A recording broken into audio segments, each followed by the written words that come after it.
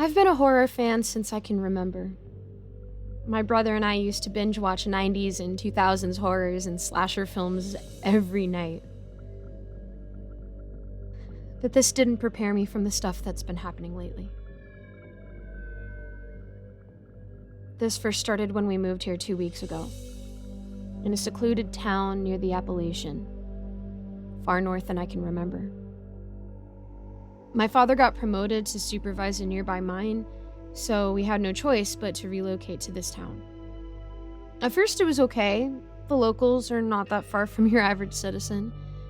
They were quite friendly. Almost too friendly to my brother's liking, who's usually judged and criticized for his choice of dark clothing. So when his clothes started going missing from the clothing rack in our backyard, we initially thought it was the wind until we saw his black Metallica printed socks being worn by our classmate, who's also living next to us. Being the confrontational twin, my brother demanded that he give it back. Fortunately, the two didn't break into a fight, and the other guy just gave his socks willingly. I thought that was the end of it. Until last week, my mother's blazer went missing. I'm not usually quick to assume things, but from the fiasco that had happened last week, I knew that I had to tell her what happened. She disregarded it, telling me that she might have misplaced it like she usually did to some of her belongings. My brother and I stopped pushing her to it. She always wanted to make a good impression to the people around her, and the last thing she wanted is to point a finger to someone she barely knows. So we let it happen. The next thing we knew, her dress was gone, her jacket missing, and even her shoes that she safely tucked into our shoe cabinet inside our house were missing as well. My mother's concern finally went to our father, and we reported to the police the next day. And they made a search to their house, didn't find anything. My brother and I were grounded after that. Especially him, because he was adamant to help with the search. Now that our neighbors knew it happened, we kept a low profile for a while, disregarding the stares we've been getting since that day. It's just so weird that we were being scrutinized when we were the ones with the stolen items. And just 3 days ago, when our parents went out and my brother went somewhere with his friends, I was left alone to guard whatever we have in the house. And I made sure that our clothes, shoes, anything that can be stolen is kept safe inside.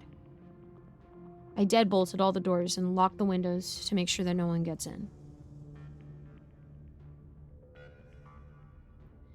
And as the day slowly goes dark, the eerie feeling of being watched keeps getting stronger.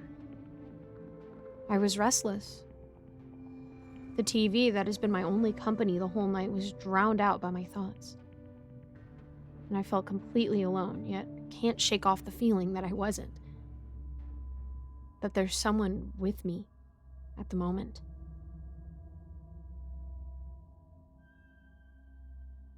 My anxiety led me to call my brother, but his phone was out of reach. My parents took the call but disregarded whatever I told them. By the time I ended the call, I was already in my room, locked from the eerie quiet of what's outside.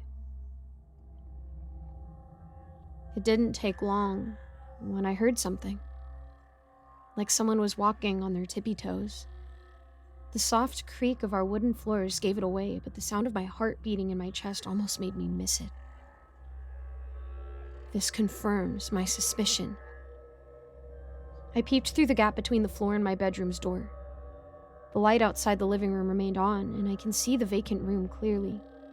It remained quiet, like there's no one outside, but the minty smell coming from somewhere gave it away. I know there's someone out there. Like someone is purposely trying to scare me. Whatever this is, this didn't look like a typical break-in. They wouldn't have left a trace nor a smell, but the strong coolness of mint left my brain foggy. I stood up to barricade the door with a chair when suddenly a voice came out from the other side. It sounds like my mother. She was asking me to come out, like she knew that I was in my room the whole time. I didn't respond. I'm terrified. I can't utter a word. But for some reason, I crouch back to see what's outside. And I shouldn't have done it.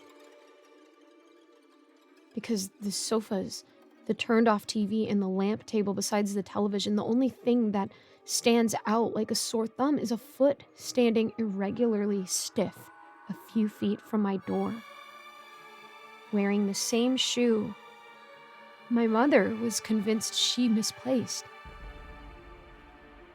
She didn't knock, nor did she try to break in. She just stood there waiting for me to say anything or do something. And staring at her foot, it felt like an hour. She took a step forward, but with the tip of her sandals, her heels up, walking on tippy toes towards my room. She called again. Her voice was soft, not threatening.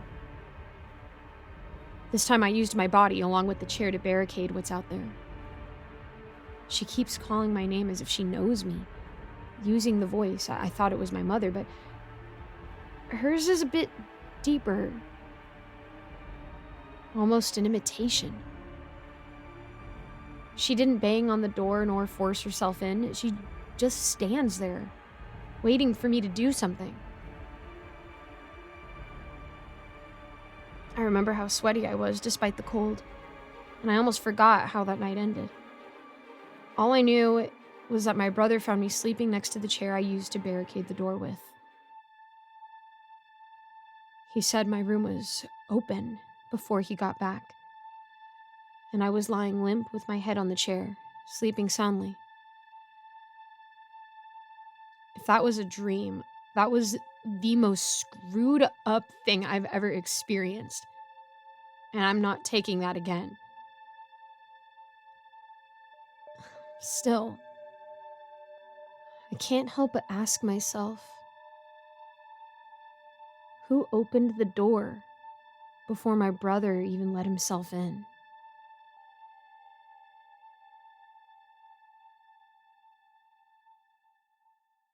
Thanks so much for making it to the end of this video. A quick thank you to my patrons: Mr. Sankofa, Austin My Love, Rinku Star, William Hartley, Cupcake Hips, Alonzo, Icy Narrates, and Jesse Hartley. I hope that everyone is having an amazing holiday. Don't forget the reason for the season. And on that note, if anybody has a prayer request, I would love to know how I can be praying for you. So go ahead and reach out to me on any of my socials, in the comments, over Instagram, anything. And also, if you're interested in becoming a patron, I have links in the description. But I also have links in the description for charities every now and then, or people who I think could really benefit from that. So if you are limited on money and you want to give to something, I'd much rather you give to them than to me, but it's ultimately up to you. Anyways, thank you guys so much, and I hope that you all have amazing, wonderful, happy holidays, and I'll see you in the next video.